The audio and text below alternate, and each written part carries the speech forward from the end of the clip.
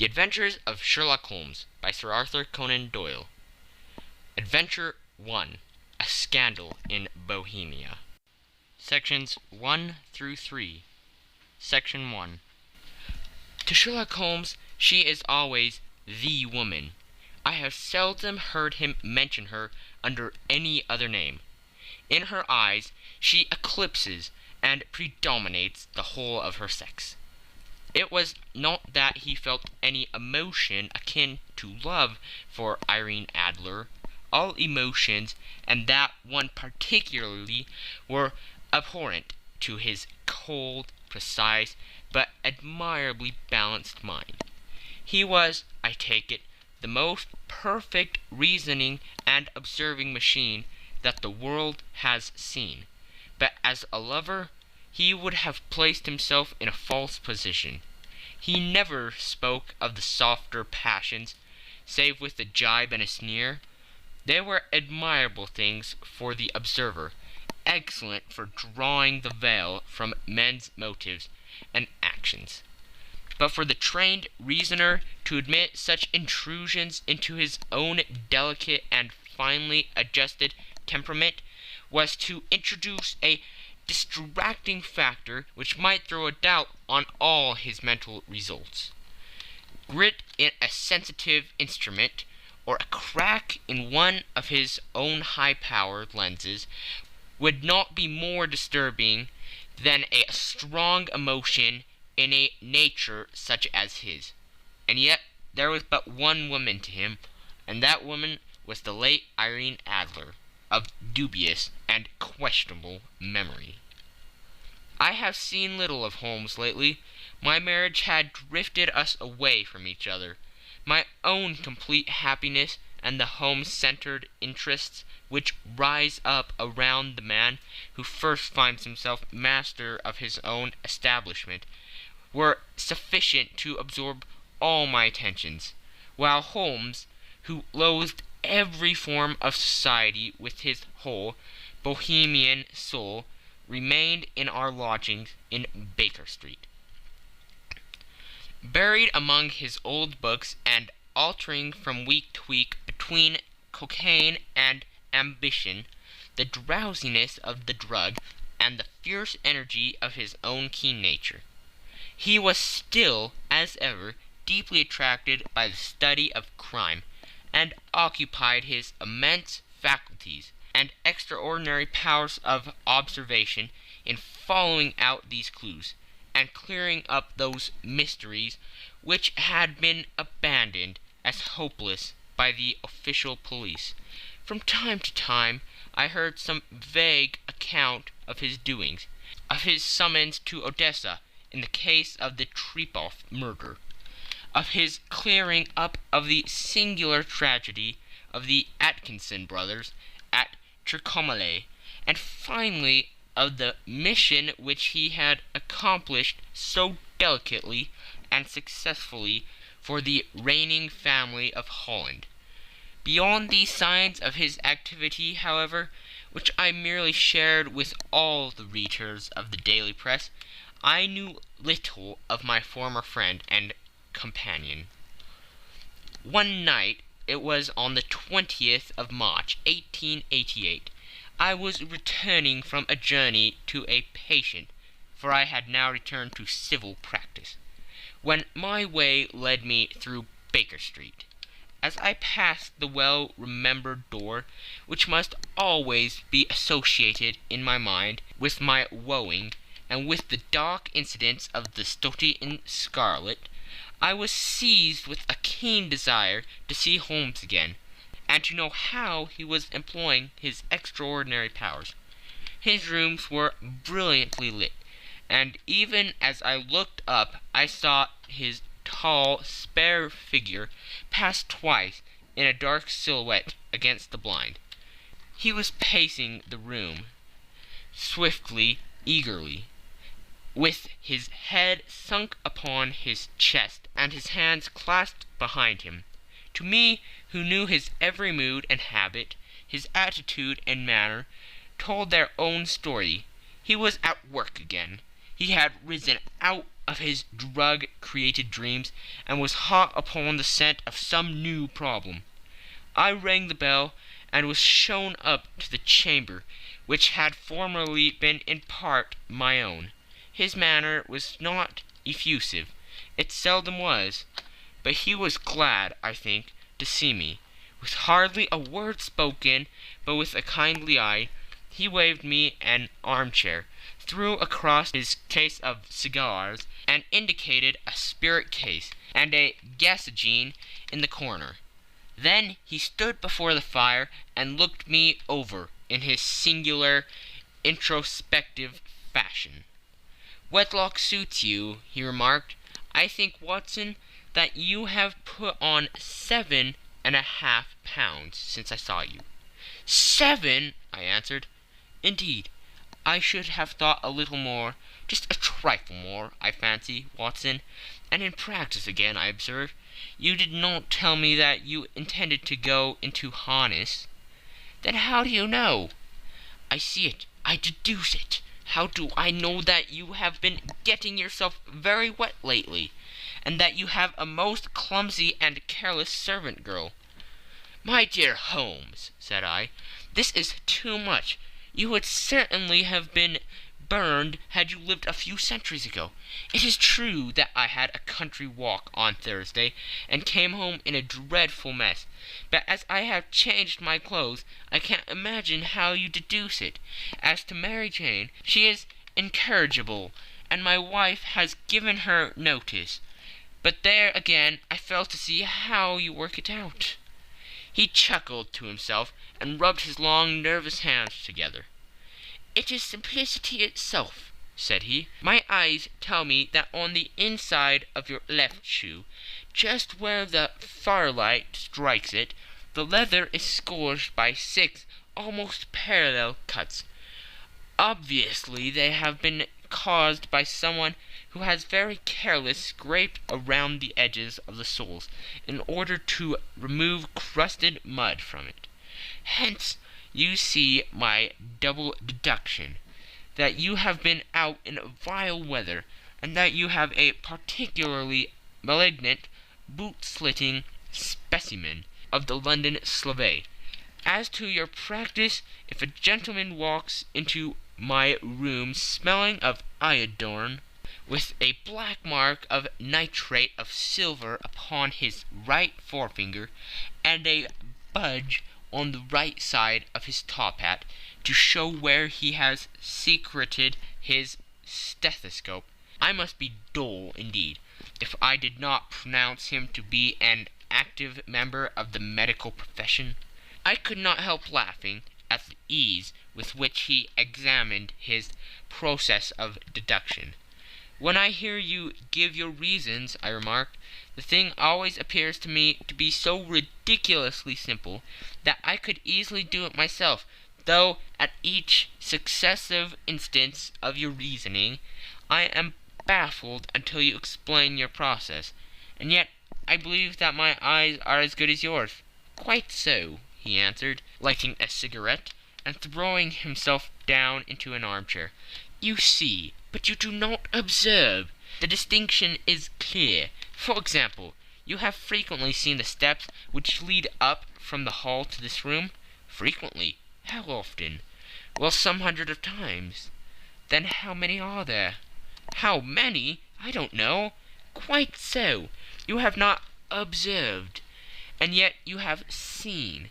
That is just my point. Now I know that there are 17 steps, because I have both seen and observed. By the way, since you are interested in these little problems, and since you have been good enough to chronicle one or two of my trifling experiences, you may be interested in this." He threw over a sheet of thick, pink-tinted notepaper, which had been lying upon the table. "It came by the last post," said he. "Read it aloud." The note was undated, and without either signature or address. "There will call upon you tonight, at 7:45, it said, "a gentleman who desires to consult you upon a matter of the very deepest moment. your recent services to one of the royal houses of Europe have shown that you are one who may safely be trusted with matters which are of an importance which can hardly be exaggerated. This account of you will have from all quarters received, but in your chamber then at that hour, and do not take it amiss if your visitor wears a mask." "This is indeed a mystery," I remarked. "What do you imagine that it means?" "I have no data yet. It is a capital mistake to theorize before one has data. Insensibly one begins to twist facts to suit theories, instead of theories to suit facts. But the note itself, what do you deduce from it?" "I certainly examined the writing, and the paper upon which it was written." "The man who wrote it was presumably well-to-do," I remarked, endeavoring to imitate my companion's process. "Such paper could not be bought under half a crown a packet. It is peculiarly strong and stiff." "Peculiar, that is the very word," said Holmes. "It is not an English paper at all. Hold it up to the light." I did so, and saw a large E with a small g, a P and a large G with a small t woven into the texture of the paper. "What do you make of that?" asked Holmes. "The name of the maker, no doubt, or his monogram, rather." "Not at all. The G with the small t stands for Gesellschaft, which is German for company. It is a customary contraction like our CO. P, of course, stands for paper. Now for the EG. Let us glance at our continual gazetteer." He took down a heavy brown volume from his shelves. Eglots. Here we are. Egeria. It is in a German-speaking country in Bohemia, not far from Carlsbad, remarkably as being the scene of the death of Wallenstein, and for its numerous glass factories and paper mills. Ha ha, my boy, what do you make of that?" His eyes sparkled, and he sent up a great blue triumphant cloud from his cigarette. "The paper was made in Bohemia," I said. "Precisely. And the man who wrote the note is a German. Do you note the particular contraction of the sentence?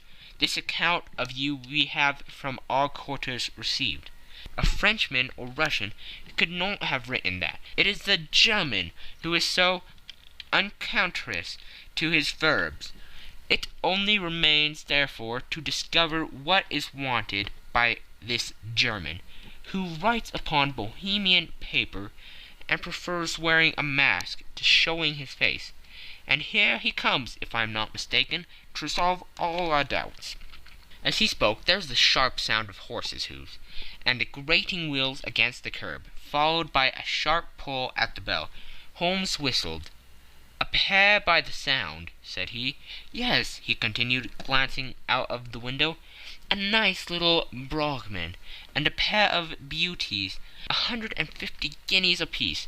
There's money in this case, Watson, if there is nothing else. I think that I had better go, Holmes."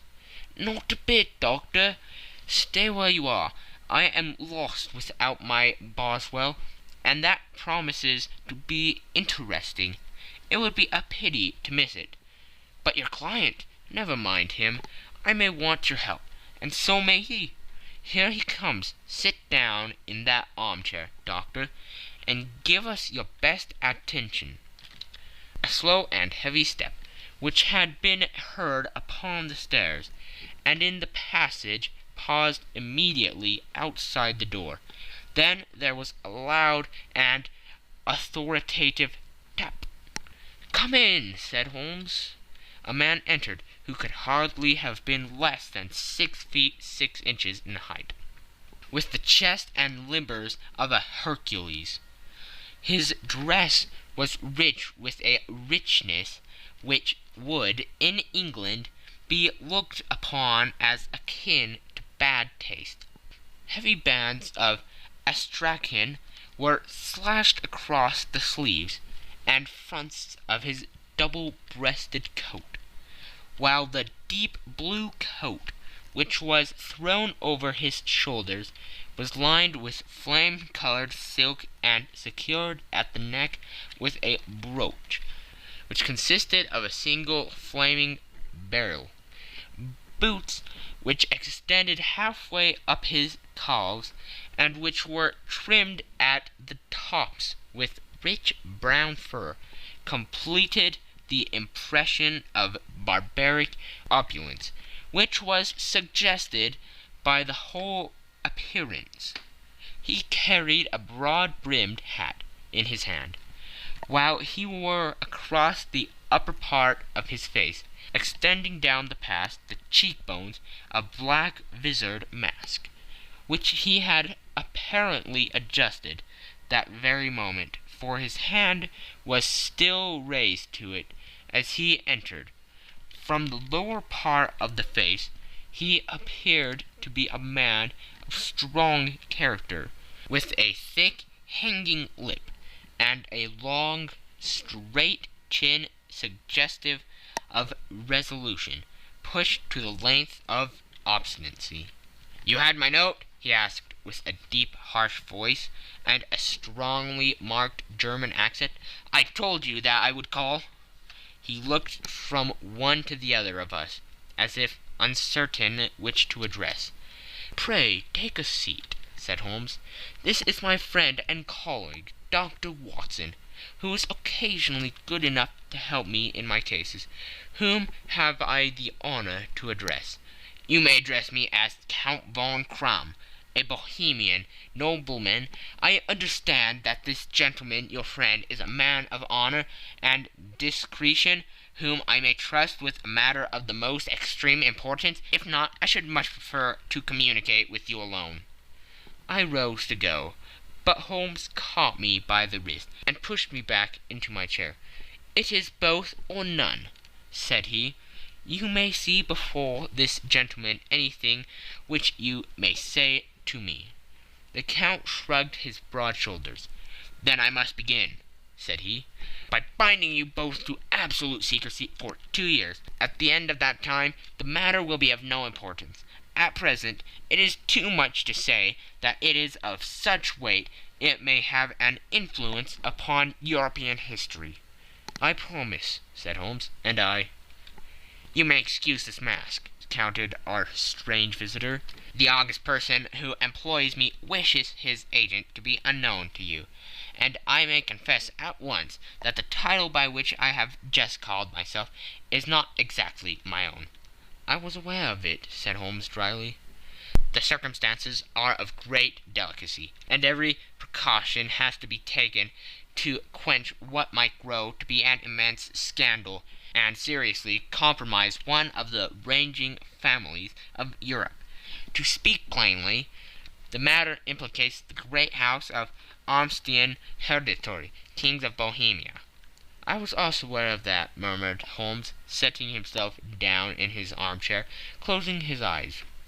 Our visitor glanced with some apparent surprise at the rigid, longing figure of the man, who had been no doubt depicted to him as the most incisive reasoner and most energetic agent in Europe.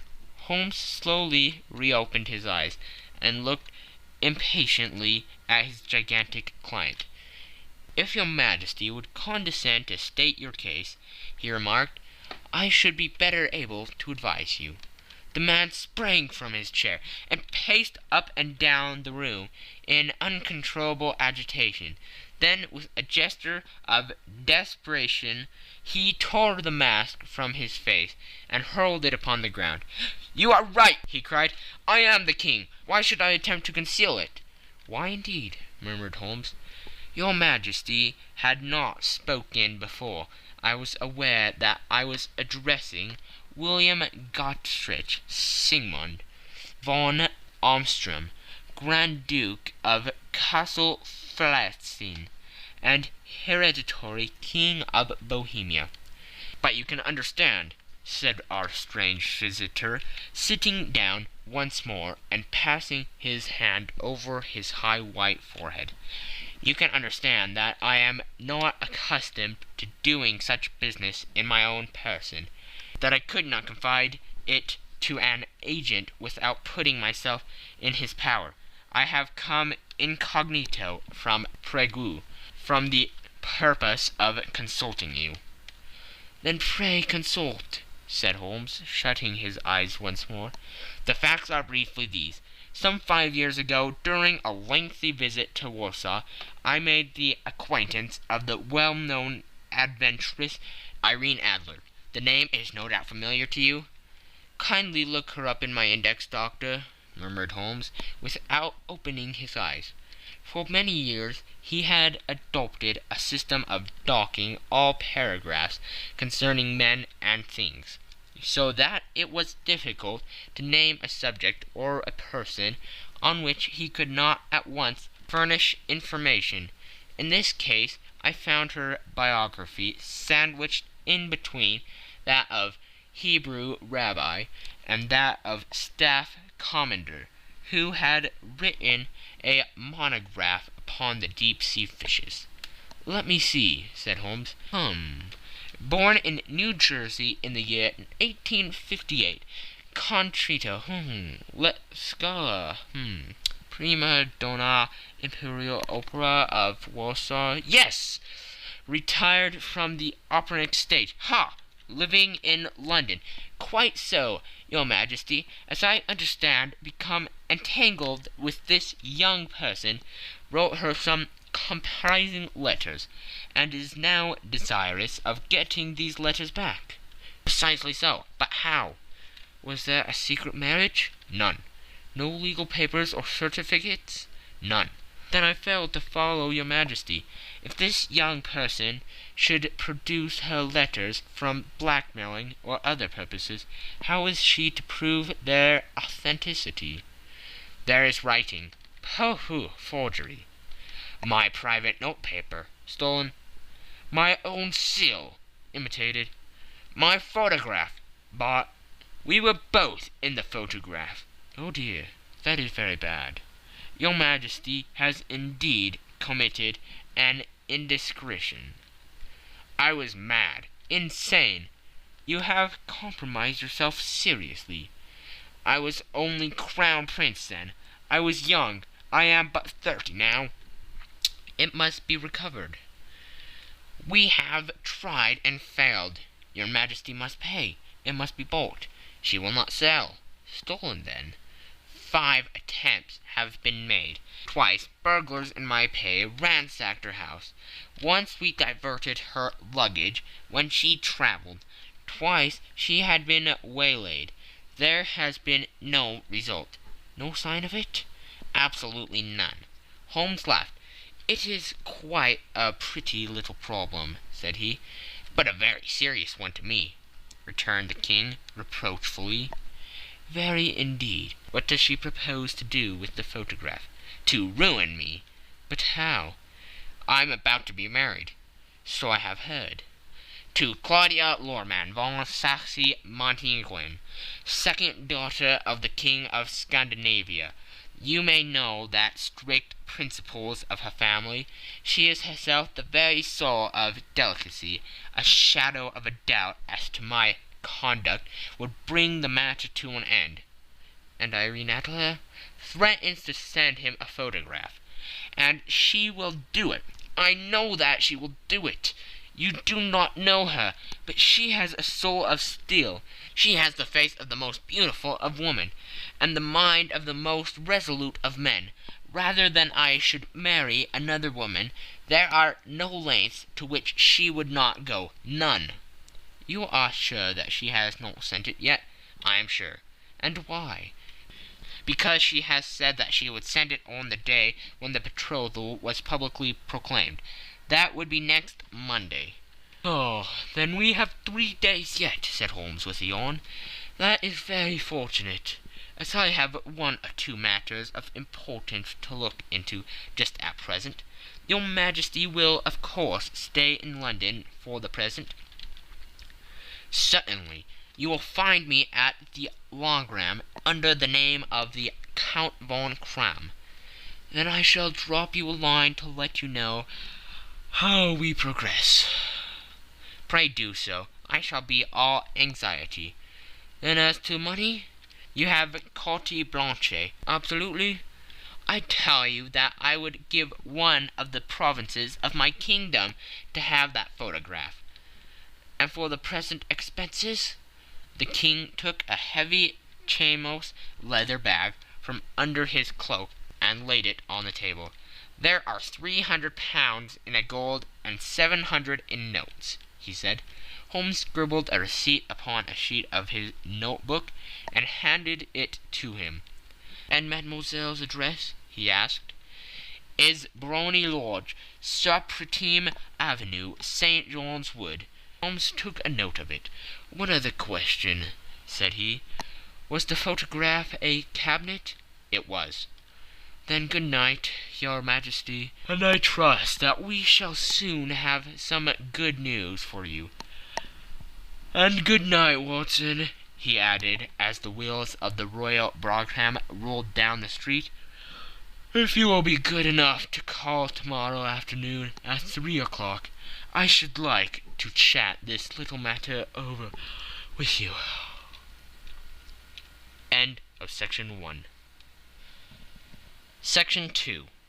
At 3 o'clock precisely, I was at Baker Street, but Holmes had not yet returned.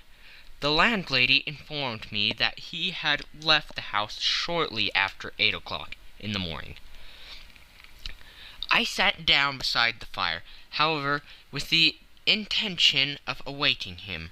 However long he might be, I was already deeply interested in his inquiry, for though it was surrounded by none of the grim and strange features which were associated with the two crimes which I have already recorded, still the nature of the case and the exalted station of his client gave it a character of its own. Indeed, apart from the nature of the investigation which my friend had on hand, there was something in his masterly grasp of a situation, and his keen, incisive reasoning, which made it a pleasure to me to study his system of work, and to follow the quick, subtle methods by which he distinguished the most inextractable mysteries. So accustomed was I to his invariable success that the very possibility of his failing had ceased to enter into my head. It was close upon 4 before the door opened, and a drunken-looking groom, ill-kept and side-whiskered, with an inflamed face and disreputable clothes, walked into the room. Accustomed as I was to my friend's amazing powers in the use of disguises, I had to look 3 times before I was certain that it was indeed he. With a nod he vanished into the bedroom, whence he emerged in 5 minutes, too suited and respectable as of old, putting his hands into his pockets. He stretched out his legs in front of the fire and laughing heartily for some minutes. Well, really, he cried, and then he choked and laughed again, until he was obliged to lie back, limp and helpless, in the chair. What is it? It's quite too funny. I am sure you could never guess how I employed my morning, or what I ended by doing. I can't imagine. I suppose that you have been watching the habits and perhaps the house of Miss Irene Adler? Quite so, but the sequel was rather unusual. I will tell you, however. I left the house a little after 8 o'clock this morning, in the character of a groom, out of work. There is a wonderful sympathy and freemasonry among horsemen, but one of them, and you will know all that there is to know, I soon found Brotny Lodge. It is a Bazille villa, with a garden at the back, but built on it right up to the road, 2 stories, chub lock to the door, large sitting room on the right side, well furnished with long windows almost to the floor, and those prosperous English window fasteners which a child could open. Behind there was nothing remarkable, save the passage window could be reached from the top of the coach-hill. I walked round it and examined it closely from every point of view, but without nothing anything else of interest. I then lodged down the street, and found, as I expected, that there was a news in a lane which runs down by one wall of the garden. I lent the ostlers a hand in rubbing down their houses, and received in exchange 2 pence, a glass of half and half, 2 fills of shag tobacco, and as much information as I could desire about Miss Adler, to say nothing of half a dozen other people in the neighborhood, in whom I was not in the least interested, but whose biographies I was compelled to listen to. "And what of Irene Adler?" I asked. "Oh, she has turned all the men's heads down in that part. She is the daintiest thing under a bonnet on the planet. So say the Sappratine News to a man. She lives quietly, sings at concerts, drives out at 5 every day, and returns at 7 sharp for dinner. Seldom goes out at other times, except when she sings. Has only 1 male visitor, but a good deal of him. He is dark, handsome, and dashing. Never calls less than once a day, and often twice. He is Mr. Godfrey Norton of the Inner Temple. See the advantages of a cabman as a confidant. They have driven him home a dozen of times from Serpentine Mews, and knew all about him. When I had listened to all they had to tell, I began to walk up and down near Briony Lodge once more, and to think over my plan of campaign. This Godfrey Norton was evidently an important factor in the matter. He was a lawyer. That sounded ominous. What was the relation between them, and what the object of his repeated visits? Was she his client, his friend, or his mistress? If the former, she had probably transferred the photograph to his keeping. If the latter, it was less likely on the issue of this question deepened whether I should continue my work at Briony Lodge, or turn my attention to the gentlemen's chambers in the Temple. It was a delicate point, and it wanted the field of my inquiry. I fear that I bore you with these details, but I have to let you see my little difficulties, if you are to understand the situation. "I am following you closely," I answered. I was still balancing the matter in my mind, when a hansom cab drove up to Briony Lodge, and a gentleman sprang out. He was a remarkably handsome man, dark, aquiline, and moustached, evidently the man of whom I have heard. He appeared to be in a great hurry, shouted to the cabman to wait, and brushed past the maid, who opened the door with the air of a man who was thoroughly at home. He was in the house about half an hour, and I could catch glimpses of him in the windows of the sitting-room, pacing up and down, talking excitedly, and waving his arms. Of her I could see nothing. Presently he emerged, looking even more flurried than before. As he stepped up into the cab, he pulled a gold watch from his pocket, and looked at it earnestly. "Drive like the devil," he shouted. "First to Gross and Humphrey's in Regent Street, and then to the Church of St. Monica in Edgware Road. Half a guinea if you do it in 20 minutes." Away they went, and I was just wondering whether I should not do well to follow them, when up the lane came a neat little landau, the coachman with his coat only half buttoned, and his tie under his ear, while all the tags of his harness were sticking out of the buckles. It hadn't pulled up before she shot out of the hall door and into it.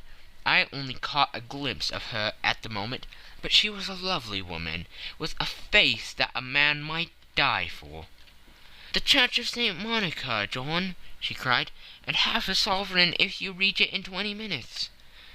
This was quite too good to lose, Watson. I was just balancing whether I should run for it, or whether I should perch behind her landau, when a cab came through the street. The driver looked twice at such a shabby fare, but I jumped in before he could object. "The Church of St. Monica," said I, "and half a sovereign if you reach it in 20 minutes."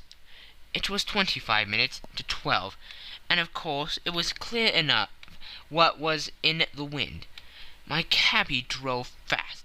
I don't think I ever drove faster, but the others were there before us, the cab and the landau, with their steaming horses, were in front of the door. When I arrived, I paid the man and hurried into the church. There was not a soul there, save the two whom I had followed, and a surpliced clergyman, who seemed to be expostulating with them. They were all three standing in a knot in front of the altar. I longed up the side aisle like any other idler who has dropped into a church. Suddenly, to my surprise, the three at the altar faced round to me, and Godfrey Norton came running as hard as he could toward me. "Hank," he cried, "you'll do. Come, come." "What then?" I asked. "Come, man, come, only 3 minutes, or it won't be legal." I was half dragged up to the altar, and before I knew where I was, I found myself mumbling responses which were whispered in my ear, and vouching for things of which I knew nothing, and generally assisting in the secure tying up of Irene Adler, spinster, to Godfrey Norton, bachelor. It was all done in an instant, and there was the gentleman thanking me on the one side and the lady on the other, while the clergyman beamed on me in front. It was the most preposterous position in which I ever found in my life, and it was the thought of it that startled me into laughing just now. It seems that there had been some informality about their license, that the clergyman absolutely refused to marry them without a witness of some sort, and that my lucky appearance saved the bridegroom from having to sally out into the street in search of a best man. The bride gave me a sovereign, and I mean to wear it on my watch chain in memory of the occasion. "That is a very unexpected turn of affairs," said I. "And what then?" "Well, I found my plans very seriously menaced. It looked as if the pair might take an immediate departure, and so necessity very prompt and energetic measures on my part. At the church door, however, they separated, he driving back to the temple, and she to her own house. "I shall drive out into the park at 5 as usual," she said, as she left him. I heard no more. They drove away in different directions, and I went off to make my own arrangements. "Which are?" "Some cold beef and a glass of beer," he answered, ringing the bell. "I have been too busy to think of food, and I am likely to be bustier still this evening. By the way, Doctor, I shall want your cooperation." "I shall be delighted." "You don't mind breaking the law?" Not in the least. Nor running a chance of arrest? Not in a good cause? Oh, the case is excellent. Then I am your man. I was sure that I might rely on you. But what do you wish? When Miss Turner has brought in the tray, I will make it clear to you now," he said, as he turned hungrily on the simple fare that our landlady had provided. "I must discuss it while I eat, for I have not much time. It is nearly 5 now.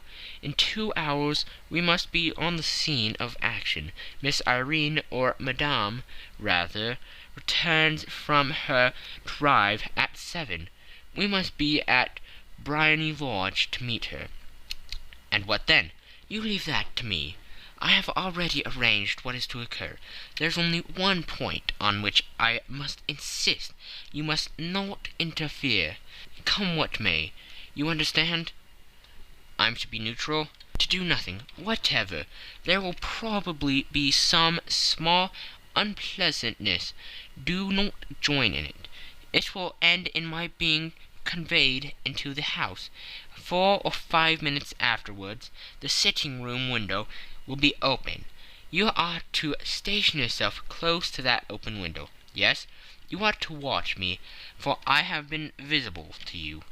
Yes, when I raise my hand, so, you will throw into the room what I give you to throw, and will at the same time raise the cry of 'Fire!' You quite follow me?" "Entirely." "It is nothing more formidable," he said, taking a long cigar-shaped roll from his pocket. "It is an ordinary plumber's smoke rocket, fitted with a cap at either end, to make it self-lighting. Your task is confined to that. When you raise your cry of 'Fire!' it will be taken up by quite a number of people. You may then walk to the end of the street, and I will rejoin you in 10 minutes. I hope that I have made myself clear. I am to remain neutral, to get near the window, to watch you, and at your signal to throw this object, then to raise the cry of 'Fire!' and to wait you at the corner of the street."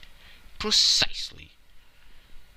"Then you may entirely rely on me?" "That is excellent.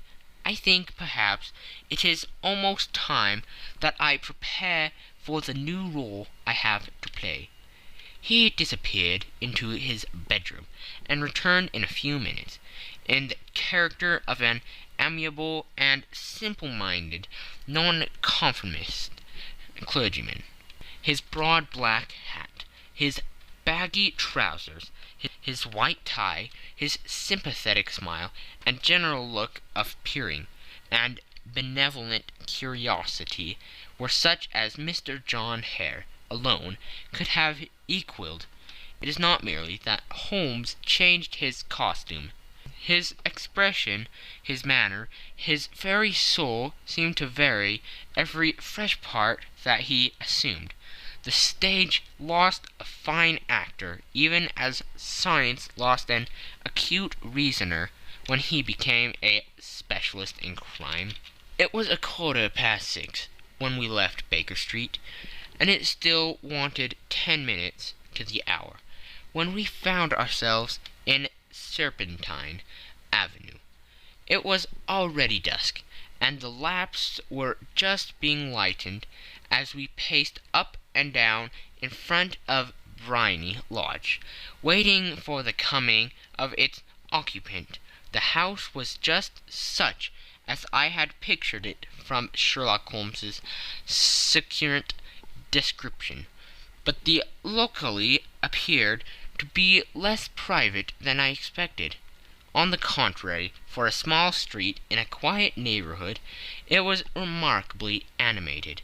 There was a group of shabbily dressed men smoking and laughing in a corner. A scissors grinder with his wheel, 2 guardsmen who were flirting with a nurse girl, and several well-dressed young men who were laughing up and down with cigars in their mouths. "You see," remarked Holmes, as we passed to and fro in front of the house, "this marriage rather simplifies matters. The photograph becomes a double-edged weapon now. The chances are that she would be as averse to its being seen by Mr. Godfrey Norton as our client is to coming to the eyes of his princess. Now the question is, where are we to find the photograph?" "Where indeed? It is most unlikely that she carries it about with her. It is cabinet size, too large for easy concealment about a woman's dress. She knows that the king is capable of having her waylaid and searched. 2 attempts of the sort have already been made.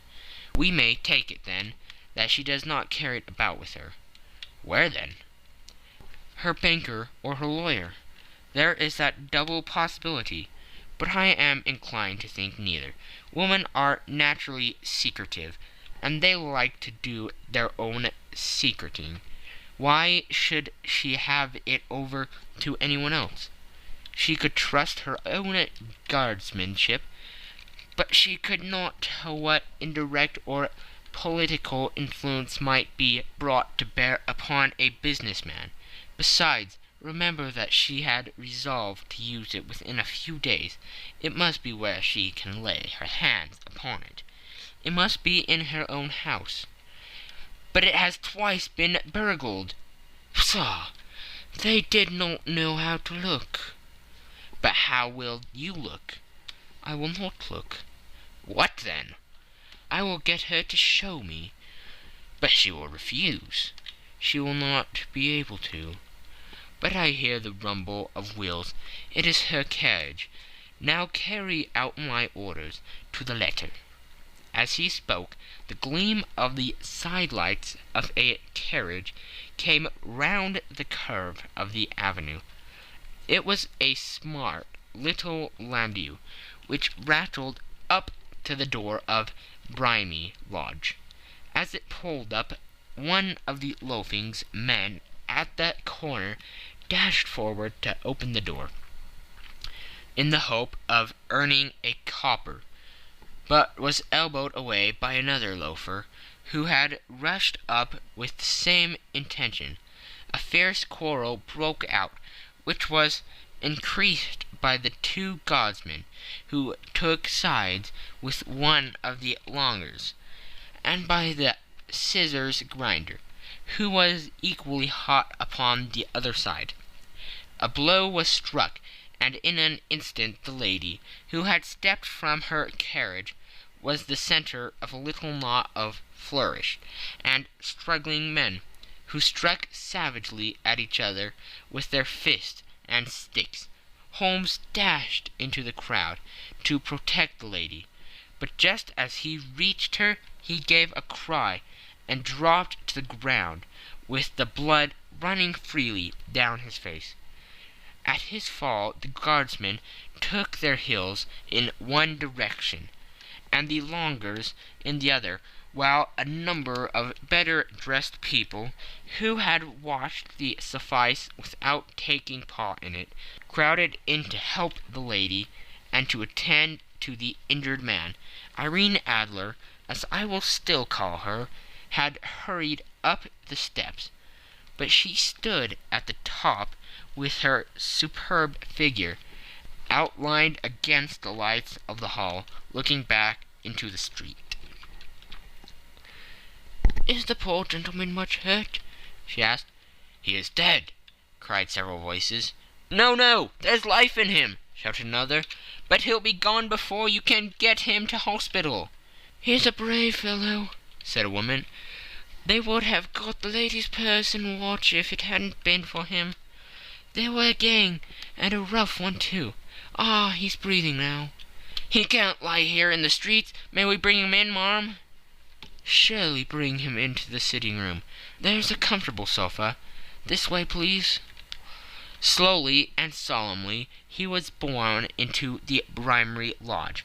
and laid into the principal room, while I still observed the proceedings from my post by the window. The lamps had been lit, but the blinds had been drawn so that I could see Holmes as he lay upon the couch. I do not know whether he was seized with compunction at that moment for the part he was playing, but I know that I never felt more heartily ashamed of myself in my life than when I saw the beautiful creature against whom I was conspiring, or the grace and kindliness with which she waited upon the injured man. And yet it would be the blackest treachery to Holmes to draw back now from the part which he had entrusted to me. I hardened my heart, and took the smoke rocket from under my ulster. After all, I thought, we are not injuring her. We are but preventing her from injuring another. Holmes had sat up upon the couch, and I saw him motion like a man who is in need of air. A maid rushed across the threshold, opened the window. At the same instant I saw him raise his hand, and at the signal I tossed my rocket into the room, with a cry of "Fire!" The word was no sooner out of my mouth than the whole crowd of spectators, well dressed and ill, gentlemen, ulsters, and servant-maids, joined in the general shriek of "Fire!" Thick clouds of smoke curled through the room, and out those open windows I caught a glimpse of rushing fingers, and a moment later the voice of Holmes from within, assuring them that it was a false alarm. Slipping through the shouting crowd, I made my way to the corner of the street, and in 10 minutes was rejoiced to find my friend's arm in mine, and to get away from the scene of uproar. He walked swiftly and in silence for some few minutes, until we had turned down on one of the quiet streets which led towards the Edgware Road. "You did it very nicely, Doctor," he remarked. "Nothing could have been better. It is all right." "You have the photograph?" "I know where it is." "And how did you find out?" "She showed me, as I told you she would." "I am still in the dark." "I do wish to make a mystery," said he, laughing. "The matter was perfectly simple. You are, of course, saw that everyone in the street was an accomplice. They were all engaged for the evening." "I guessed as much." "Then, when the row broke out, I had a little moist red paint in the palm of my hand. I rushed forward, fell down, clapped my hand to my face, and became a piteous spectacle. It is an old trick." "That also I could fathom." "Then they carried me in. She was bound to have me in. What else could she do? And into her sitting-room, which was the very room which I suspected. It lay between that and her bedroom, and I was determined to see which. They laid me on a couch. I motioned for air. They were compelled to open the window, and you had your chance." "How did that help you?" "It was all important. When a woman thinks that her house is on fire, her instinct is at once to rush to the thing which she values most. It is a perfectly overpowering impulse, and I have more than once taken advantage of it. In the case of the Darlington substitution scandal, it was of use to me, and also in the Arnsworth Castle business. A married woman grabs at her baby, an unmarried one reaches for her jewelry box. Now it was clear to me that Our Lady of to-day had nothing in the house more precious to her than what we are in quest of. She would rush to secure it. The alarm of the fire was admirably done. The smoke and shouting were enough to shake nerves of steel. She responded beautifully. The photograph is in a recuse behind a sliding panel, just above the right bell pull. She was there in an instant, and I caught a glimpse of it as she half drew it out. When I cried out that it was a false alarm, she replaced it, glancing at the rocket, rushed from the room, and I have not seen her since. I rose, and making my excuses, escaped from the house. I hesitated whether to attempt to secure the photograph at once, but the coachman had come in, and as he was watching me narrowly, it seemed safer to wait. A little over precipitance may ruin all. "And now?" I asked. "Our quest is practically finished. I shall call with the king tomorrow, and with you, if you care to come with us. We will be showed into the sitting-room to wait for the lady. But it is probable that when she comes, she may find neither us nor the photograph. It might be a satisfaction to his Majesty to regain it with his own hands." "And when will you call?" "At 8 in the morning. She will not be up, so that we shall have a clear field. Besides, we must be prompt, for this marriage may mean a complete change in her life and habits. I must wire to the king without delay." We had reached Baker Street, and had stopped at the door. He was searching his pockets for the key, when someone passing said, "Good night, Mr. Sherlock Holmes." There were several people on the pavement at the time, but the greeting appeared to come from a slim youth in an ulster who had hurried by. "I've heard that voice before," said Holmes, starting down the dimly lit street. "Now I wonder who the deuce that could have been." End of Section 2. Section 3. I slept at Baker Street that night, and we were engaged upon our toast and coffee in the morning, when the King of Bohemia rushed into the room. "You have really got it?" he cried, grasping Sherlock Holmes by either shoulder, or looking eagerly into his face. "Not yet. But you have hopes?" "I have hopes."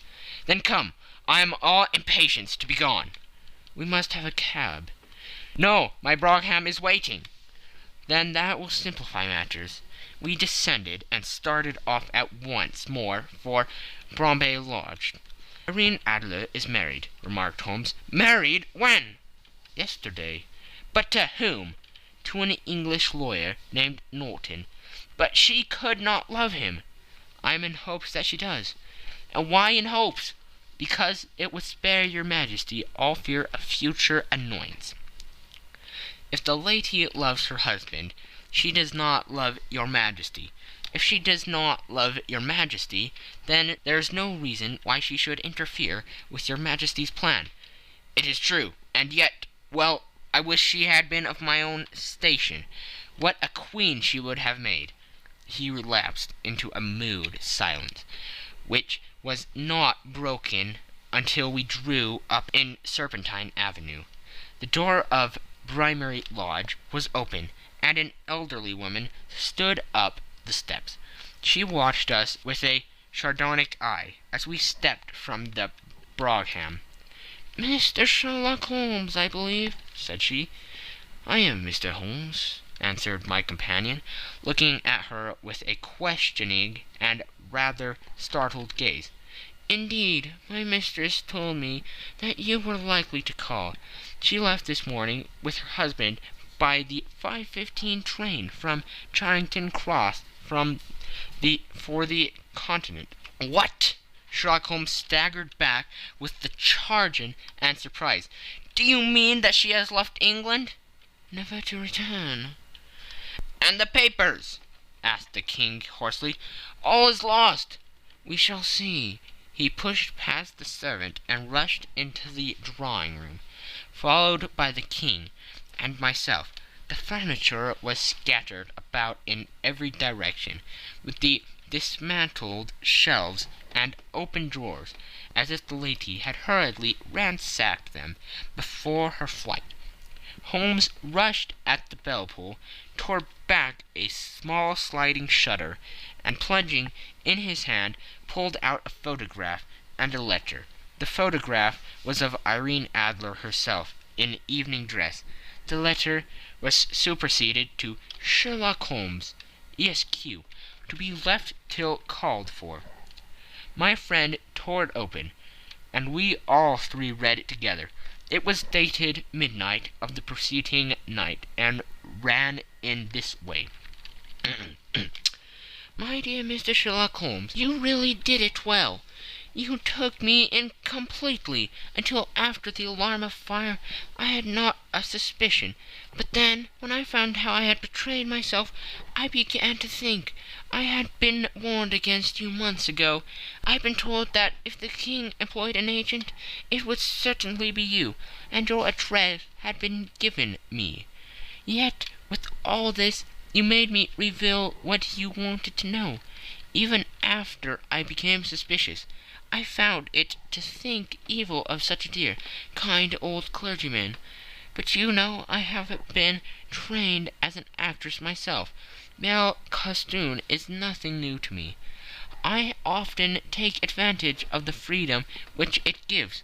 I sent John the coachman to watch you, ran upstairs, got into my walking clothes, as I call them, and came down just as you departed. Well, I followed you to your door, and so made sure that I was really an object of interest to the celebrated Mr. Sherlock Holmes. Then I rather imprudently wished you good night, and started for the Temple to see my husband. We thought the best resource was flight, when we pursued by so formidable an antagonist.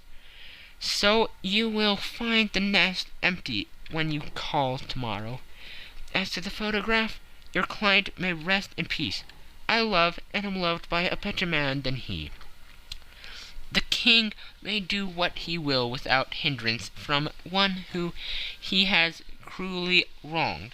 I keep it only to safeguard myself, and to preserve a weapon which will always secure me from any steps which he might take in the future. I leave a photograph which he might care to possess, and I remain, dear Mr. Sherlock Holmes, very truly yours, Irene Norton, née Adler. What a woman! Oh, what a woman! Cried the King of Bohemia, when we had all three read this epistle. Did I not tell you how quick and resolute she was? Would she not have made an admirable queen? Is it not a pity that she was not on my level? From what I have seen of the lady, she seems indeed to be on a very different level to you, Majesty, said Holmes coldly. I am sorry that I have not been able to bring your Majesty's business to a more successful conclusion. On the contrary, my dear sir, cried the king, nothing could be more successful. I know that her word is inviolate. The photograph is now as safe as if it were in the fire. I am glad to hear your Majesty say so. I am immensely indebted to you. Pray tell me in what way I can reward you. This ring, he slipped an emerald snake ring from his finger and held it out upon the palm of his hand. Your Majesty has something which I should value even more highly, said Holmes. You have but to name it. The photograph. The king stared at him in amazement. Irene's photograph, he cried. Certainly, if you wish it. I thank your Majesty. Then there is no more to be done in the matter. I have the honor to wish you very good morning.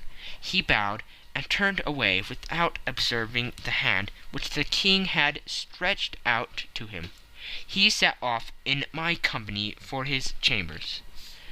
And that was how a great scandal threatened to affect the kingdom of Bohemia, and how the best plans of Mr. Sherlock Holmes were beaten by a woman's wit. He used to make merry over the cleverness of women, but I have not heard him do it of late. And when he speaks of Irene Adler, or when he refers to her photograph, it is always under the honorable title of the woman. End of section 3. End of the scandal in Bohemia.